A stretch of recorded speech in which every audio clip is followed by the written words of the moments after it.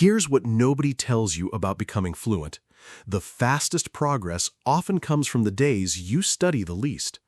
Two people accidentally discovered why doing almost nothing worked better than weeks of flashcards, and the explanation will change how you listen forever.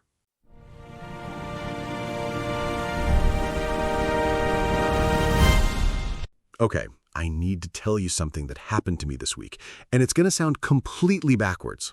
Backwards how? So, I've been doing my French lessons every day, right? Duolingo, flashcards, the whole thing. Right, you've been very disciplined about it.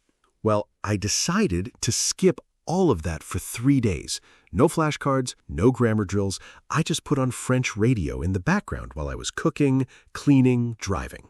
And I understood more French after those 3 days than after 2 weeks of drilling verb conjugations. Wait, that doesn't make sense. You weren't even trying. That's exactly what I thought too. I felt guilty, honestly, like I was being lazy.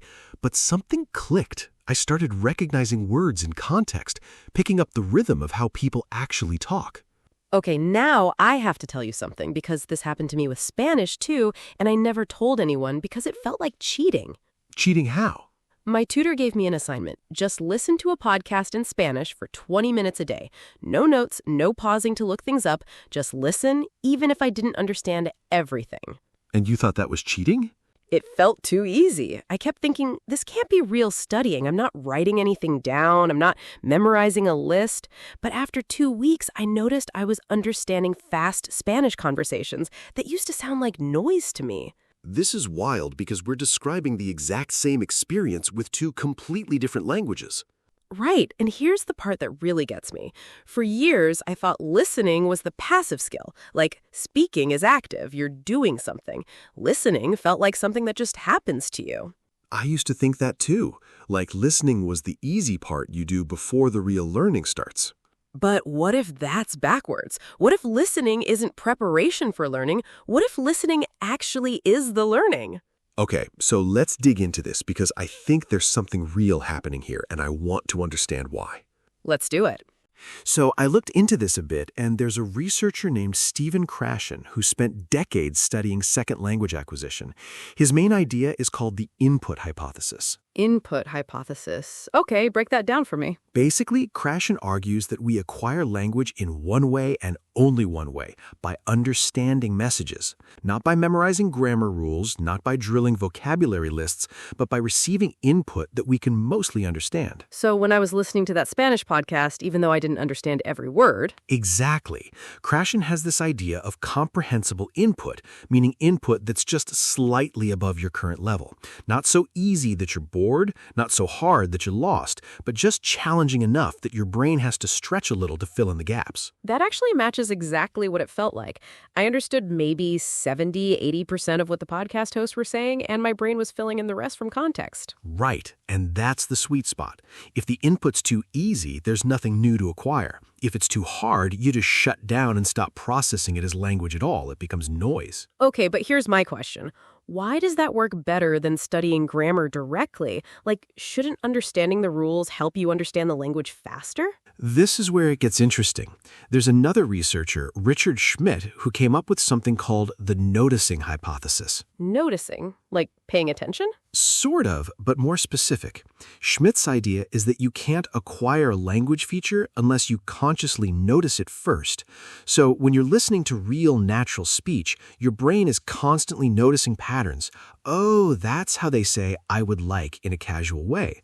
Oh, that's the word for a very specific verb they use. So it's not that grammar doesn't matter, it's that you notice grammar naturally through listening instead of being told the rule first. Exactly.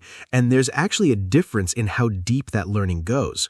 When you memorize a rule from a textbook, it sits in this separate part of your brain, like a fact you know about the language. But when you notice a pattern yourself through repeated listening, it becomes part of how you actually process the language in real time. That explains something that used to confuse me. I could recite Spanish grammar rules perfectly on a test, but the moment someone spoke to me quickly in real life, I froze. I knew the rule, but I couldn't use it. That's the gap between knowing about a language and actually being able to use it.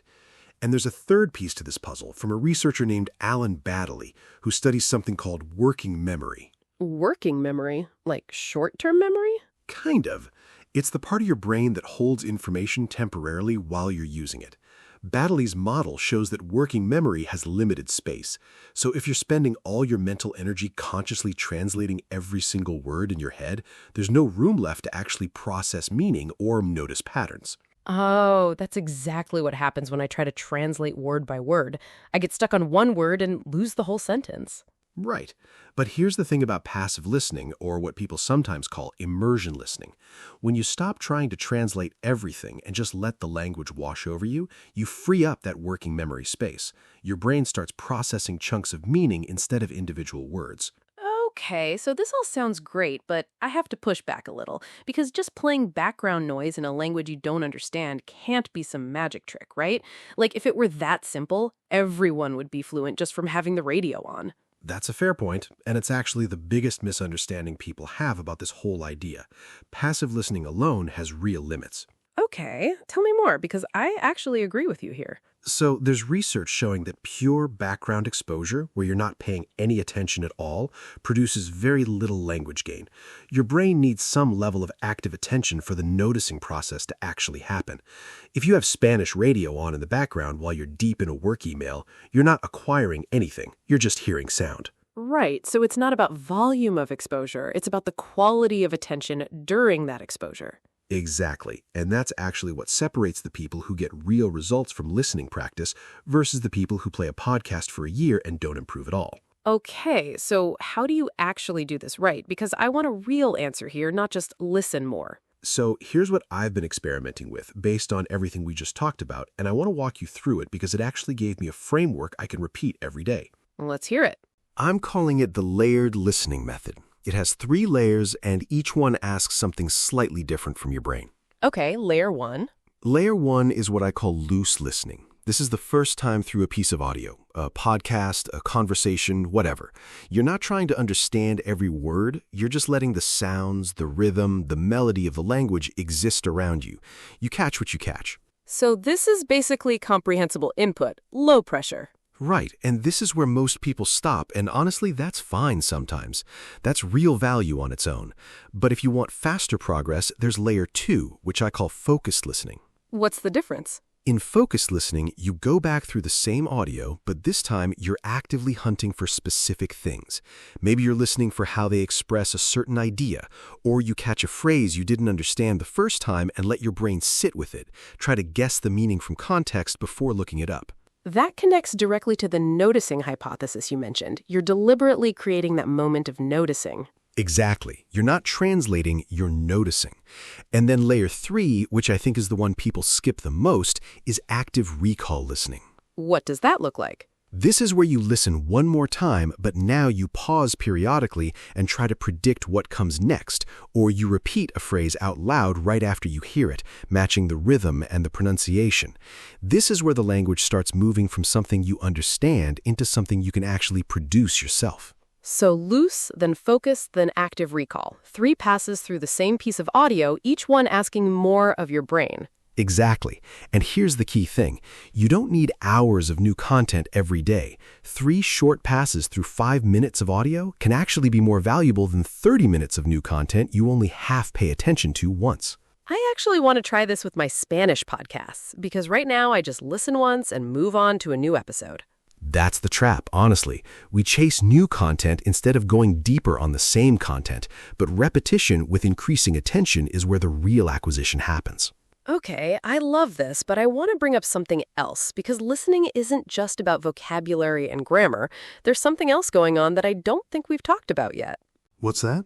Confidence. When I started really focusing on listening instead of just speaking practice, something changed in how I felt during actual conversations in Spanish. Say more about that. So before, in a real conversation, I was so focused on what I was going to say next, planning my response, that I wasn't actually listening to the other person. I'd miss half of what they said because my brain was busy constructing my own sentence.